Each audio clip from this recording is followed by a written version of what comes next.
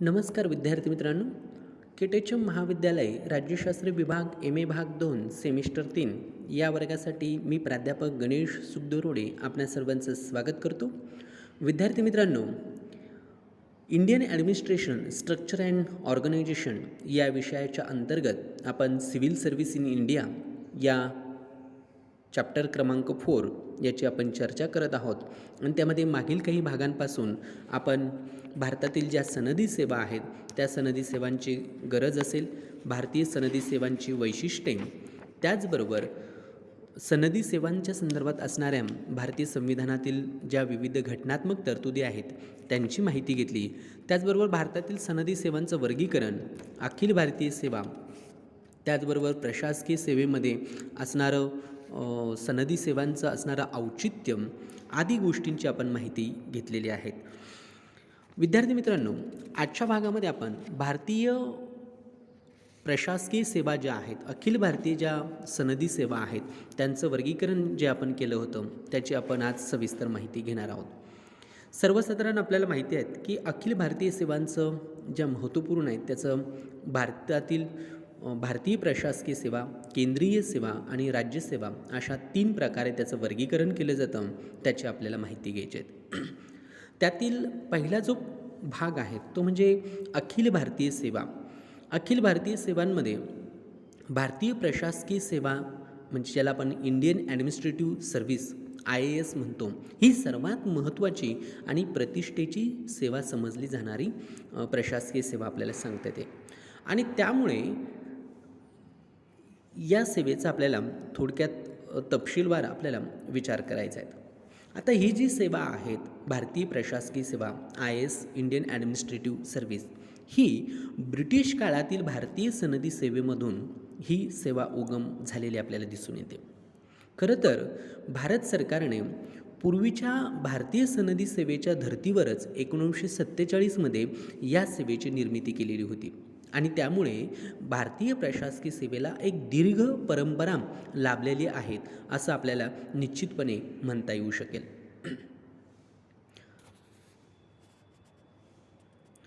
त्याचबरोबर इंग्रजी राजवटीच्या काळात भारतीय सनदी सेवेला खास असं महत्त्व प्राप्त झालेलं दिसून येतं. म्हणजे भारतातील इंग्रजी सत्तेचा मुख्य आधारस्तंभ असं तिला संबोधलं जातं. आता भारतीय सनदी सेवा तिची उच्च गुणवत्ता आणि श्रेष्ठ प्रतीची कार्यक्षमता याबद्दल ती परिचयाची आहेत, याबद्दल ती वाखण्याजोगी आपल्याला दिसून येते. आणि त्यामुळे इंग्रजी सत्तेच्या प्रशासनाची एक पोलादी चौकट म्हणून या दृष्टिकोनातून या सेवेकडे पाहिलं जात होतं. आणि त्यामुळे या सेवेत असलेल्या अधिकाऱ्यांना त्या काळी एक विशेष अशी प्रतिष्ठा लाभलेली होती. त्यांना उच्च सामाजिक दर्जा प्राप्त झालेला होता. या देशाचा राज्यकर्ता वर्ग असाच त्यांचा उल्लेख केला जात होता आणि म्हणून भारतीय प्रशासकीय सेवेला हा जो वारसा मिळाला आहे आणि इतर तो कोणत्याही सार्वजनिक सेवेपेक्षा आजही आपल्याला ही सेवा विशेष महत्त्वाची आणि प्रतिष्ठित असलेली सेवा म्हणून आपल्याला तिचा उल्लेख करता येतो. मग ह्या भारतीय प्रशासकीय सेवेमध्ये भरतीची पद्धत कशी आहे ती देखील जाणून घेणं इथं क्रमप्राप्त ठरतं. आता आपण जी चर्चा केली त्यावरनं एक गोष्ट लक्षात येते की भारतीय प्रशासकीय सेवेतील भरतीची जी पद्धत आहे, रिक्रुटमेंटची जी प्रोसेस आहे, ती भरतीची पद्धत ही केंद्रीय लोकसेवा आयोगाच्या माध्यमातून दरवर्षी स्पर्धा परीक्षांचं आयोजन करून केली जात असते. साधारणतः ह्या परीक्षेला बसण्यासाठी एक विशिष्ट वयाची मर्यादा असते. म्हणजे त्याच्यात कमीत कमी किमान स्वरूपाचं 21 वर्ष वय असतं आणि जास्तीत जास्त वेगवेगळ्या प्रवर्गानुसार त्याच्यामध्ये बदल केलेले आपल्याला दिसून येतात. तसंच देशातील मान्यताप्राप्त विद्यापीठाचा कोणताही पदवीधर हा ह्या परीक्षेसाठी पात्र आपल्याला असल्याचं सांगता येतं. कोणत्याही विद्याशाखेतील तो पदवीधर असेल तर तो या परीक्षेला बसण्यास पात्र आहेत असं मानलं जातं. आणि अनुसूचित जाती, अनुसूचित जमाती या प्रवर्गातील उमेदवारांसाठी वयोमर्यादेची अट काही प्रमाणात आपल्याला शिथिल केलेली दिसून येते. भारतीय प्रशासकीय सेवा, भारतीय विदेशी सेवा, भारतीय पोलीस सेवा आणि अ गटातील केंद्रीय सेवा यांच्यासाठी एकच समान स्वरूपाची परीक्षा केंद्रीय लोकसेवा आयोगाच्या माध्यमातून घेतली जाते. मग ह्या परीक्षेचं स्वरूप कसं असतं? तर सर्वसाधारण या ज्या सेवा आहेत, ज्या वरील सेवा यांच्यासाठी घेतल्या जाणाऱ्या परीक्षेचे 2 मुख्य भाग त्याच्यामध्ये केले जातात. म्हणजे दुसऱ्या शब्दात सांगायचं तर परीक्षा 2 भागांमध्ये घेतली जाते. पहिली परीक्षा ही पूर्व परीक्षा असते, ज्याला आपण प्रिलियम एक्झाम असं म्हणतो. म्हणजे सार्वजनिक सेवांसाठी घेतली जाणारी ही जी पूर्व परीक्षा असते ती एक चाळणीच्या स्वरूपाची असते. म्हणजे ह्या परीक्षेत उत्तीर्ण होणाऱ्या उमेदवारांनाच पुढील परीक्षेला किंवा मुख्य परीक्षेला बसता येत असतं. मुख्य परीक्षेसाठी पात्र उमेदवारांची निवड करणं हा थोडक्यात पूर्व परीक्षेच्या आयोजनाचा मुख्य उद्देश असतो. पूर्वी परीक्षेसाठी 2 पेपरमध्ये घेतलं जात होतं आणि आता त्याच्यात बदल करून 2 पेपरमध्ये CSATच्या पद्धतीनं ही परीक्षा त्यामध्ये घेतली जाते. सर्वसाधारण या परीक्षेमध्ये सामान्य अध्ययन आणि ऐच्छिक विषय अशा प्रकारचे हे विषय त्यामध्ये ठरवून दिलेले असतात. केंद्रीय लोकसेवा आयोगाने ठरवून दिलेल्या निरनिराळ्या विषयांमधून कोणत्याही एका विषयाची निवड उमेदवाराला करता येते आणि त्या परीक्षेची प्रश्नपत्रिका देऊन त्यांना वस्तुनिष्ठ स्वरूपामध्ये त्यांची ही परीक्षा त्यामध्ये घेतलेली आपल्याला दिसून येते. दुसरी जो टप्पा असतो तो म्हणजे मुख्य परीक्षेचा हा टप्पा असतो. आता ह्या टप्प्यावरती पूर्व परीक्षेतून निवड झालेल्या उमेदवारांनाच मुख्य परीक्षेला बसता येतं आणि या परीक्षेच्या प्रश्नपत्रिकेतील प्रश्न हे काही प्रमाणात आपल्याला निबंध वजा डिस्क्रिप्टिव्ह स्वरूपाचे असल्याचं सांगता येतं. एकूणच यामध्ये भारतीय राज्यघटनेच्या 8व्या परिशिष्टात समाविष्ट केलेली जी भाषा असते त्यापैकी कोणत्याही एका भाषेतून विद्यार्थ्याला ही परीक्षा त्यामध्ये देता येत असते. त्यासाठी मात्र इंग्रजी विषय असतो, त्याचबरोबर सामान्य अध्ययन असतात, ऐच्छिक विषय देखील या परीक्षेसाठी मुख्य परीक्षेमध्ये ठेवलेले आपल्याला दिसून येतात. एकूणच मुख्य परीक्षेचं हे जे स्वरूप आहेत त्यावरनं सामान्य अध्ययन आणि ऐच्छिक विषय हे विषय ह्या सर्व विषयांची ही मुख्य परीक्षा आपल्याला होताना दिसून येते. त्याचबरोबर उमेदवाराला मुख्य परीक्षेसाठी केंद्रीय लोकसेवा आयोगाने ठरवून दिलेले जे वेगवेगळे 25 विषय आहेत त्यातून त्याला 2 ऐच्छिक विषय त्याला त्यामध्ये निवडता येत असतात आणि त्या 2 विषयांचे तो पेपर देत असतो. आणि एकूणच सर्व विषयांचा पेपर आणि भारतीय राज्यघटनेच्या 8व्या परिशिष्टात समाविष्ट असलेल्या कोणत्याही भाषेतून त्याला हे पेपर लिहिण्याची सवलत असते. फक्त इंग्रजी पेपर सोडून बाकीचे पेपर तो त्याच्या भाषेमध्ये तो देऊ शकतो किंवा घटनेतील ज्या 8व्या परिशिष्टातल्या भाषा आहेत त्या भाषेतून तो पेपरची उत्तरं देऊ शकतो. मात्र प्रश्नपत्रिकांचं जे स्वरूप असतं ते इंग्रजी किंवा हिंदी या 2 भाषांमधूनच आपल्याला असल्याचं सांगता येतं. आणि ह्याच परीक्षेला लागून असलेला जो पुढचा एक टप्पा असतो तो म्हणजे मुलाखतीचा. सर्वसाधारण मुख्य परीक्षेमध्ये पात्र ठरलेल्या उमेदवारांना मुलाखतीसाठी किंवा ज्याला आपण तोंडी परीक्षा म्हणतो त्या तोंडी परीक्षेसाठी त्यांना पाचारण केलं जातं आणि त्यांची ही परीक्षा त्यामध्ये घेतली जाते.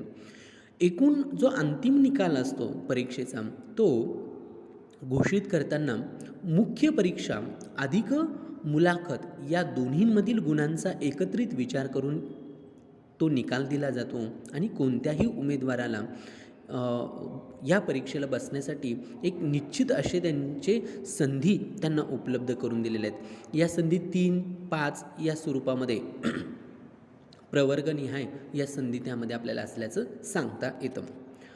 त्याचबरोबर भारतीय सनदी सेवांमधील दुसरा जो एक महत्त्वपूर्ण नागरी सेवांचा जो प्रकार आहे तो म्हणजे केंद्रीय सेवा. हा भारतातील नागरी सेवांचा एक दुसऱ्या प्रकार म्हणू शकतो आपण. आता ह्या ज्या सेवा असतात ह्या संपूर्ण केंद्र सरकारच्या नियंत्रणाखाली असलेल्या ह्या प्रशासकीय सेवा म्हणून आपल्याला सांगता येतात.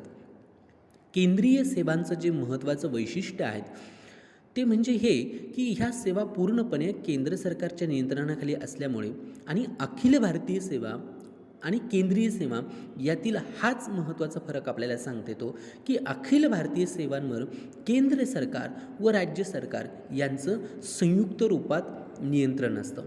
त्या सेवा केंद्र आणि राज्य ह्या दोघांनाही समान स्वरूपाच्या असतात. परंतु केंद्रीय सेवा या फक्त केंद्र सरकारच्या अखत्यारीतील सेवा असल्यामुळे त्यांच्यावर फक्त केंद्र सरकारचंच नियंत्रण असतं. केंद्रीय सेवांमधील अधिकाऱ्यांची संपूर्ण देशात कुठेही नियुक्ती केली जाऊ शकते. तथापि ते फक्त केंद्र सरकारचेच सेवक असल्याने राज्य सरकारांच्या नियंत्रणाखालील सेवांमध्ये त्यांची नियुक्ती केली जाऊ शकत नाही. ही गोष्ट इथे आपल्याला केंद्रीय सेवांच्या बाबतीमध्ये लक्षात घेणं गरजेचं ठरेल.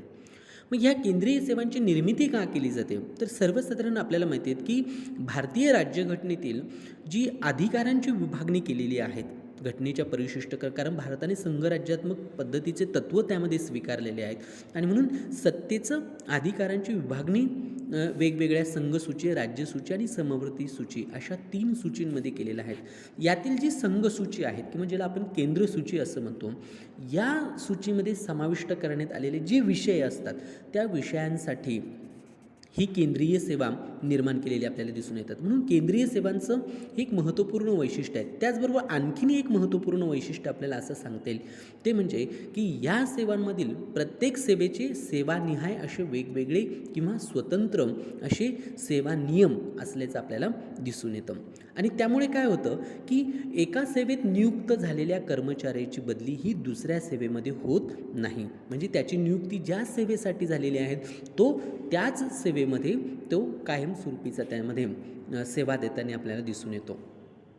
मग ह्या केंद्रीय सेवांचं निवड कशी होते? तर ही देखील लोकसेवा आयोगाच्या माध्यमातून निवड त्यामध्ये केली जाते.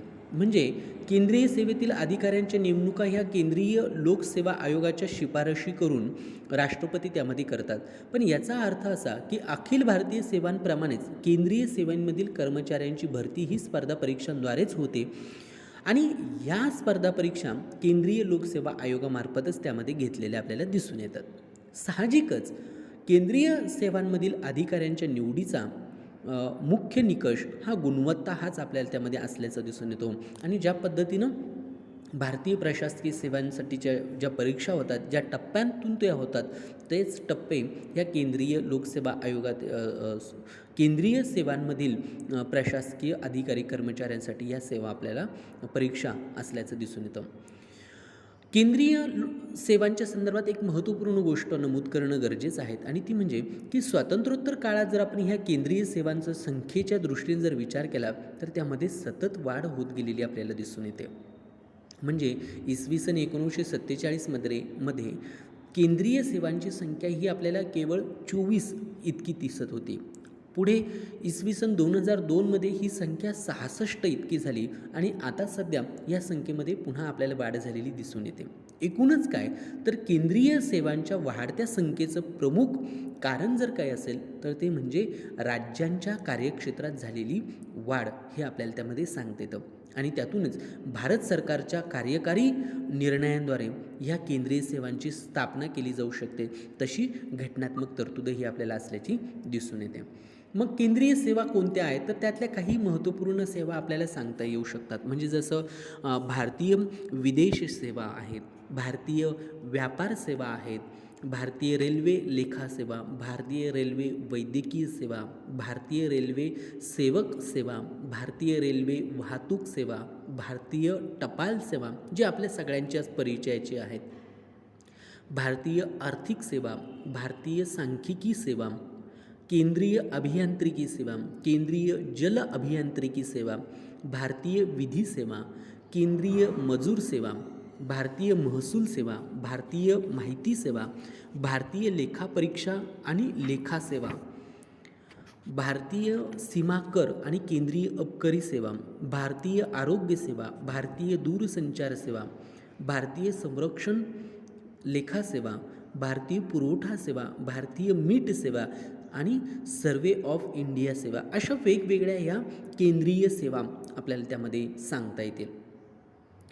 त्याचबरोबर भारतीय सनदी सेवांचा तिसरा जो एक महत्त्वपूर्ण प्रकार आहे तो म्हणजे राज्यसेवा हा आपल्याला सांगता येईल. आता राज्य सरकारच्या नियंत्रणाखाली असलेल्या ह्या राज्यसेवा आपल्याला सांगता येतात.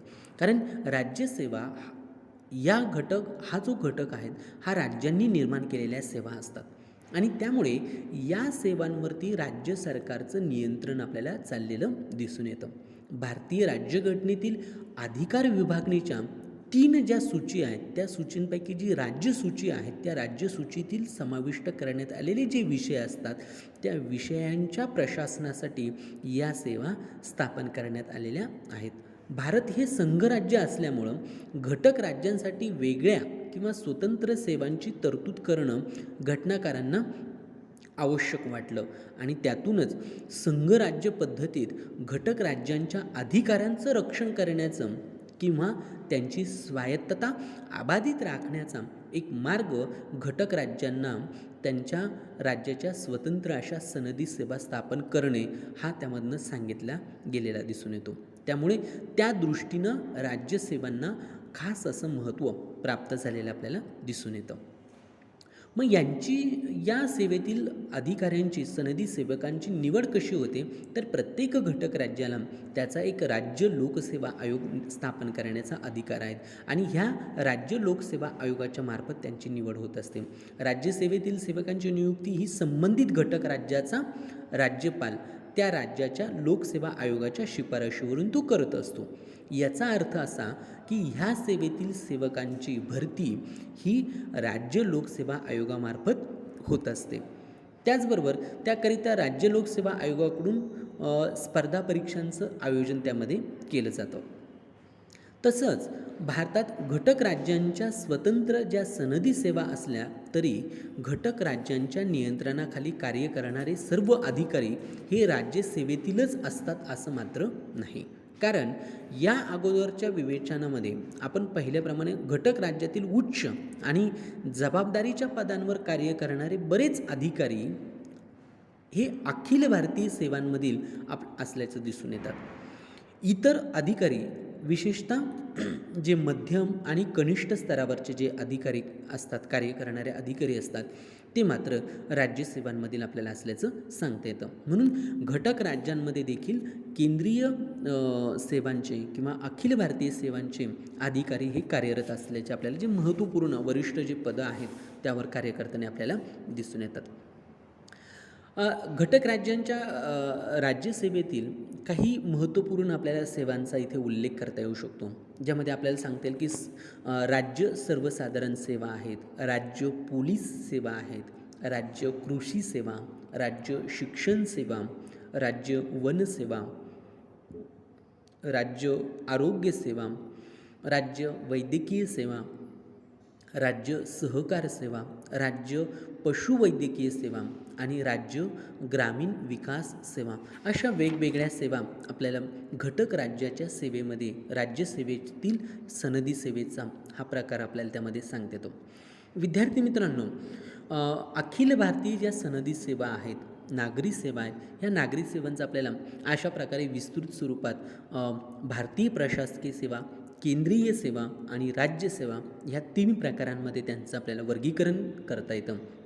ह्या तिघांची भरती प्रक्रिया, त्यांची पात्रता त्याही आपल्याला स्पष्ट त्यामध्ये करता येतात. पुढील भागामध्ये आपण ही भरती प्रक्रिया करणारे जे आयोग आहेत, केंद्रीय लोकसेवा आयोग आणि घटक राज्य लोकसेवा आयोग हे जे असतात राज्य लोकसेवा आयोग यांच्या संदर्भात आपण माहिती घेऊया. त्यांचे निर्मितीचे उद्देश काय होते, त्यांचे घटनात्मक तरतुदी काय आहेत, आदी गोष्टींविषयी आपण माहिती घेऊया. तोपर्यंत थांबूया. सर्वांचे धन्यवाद.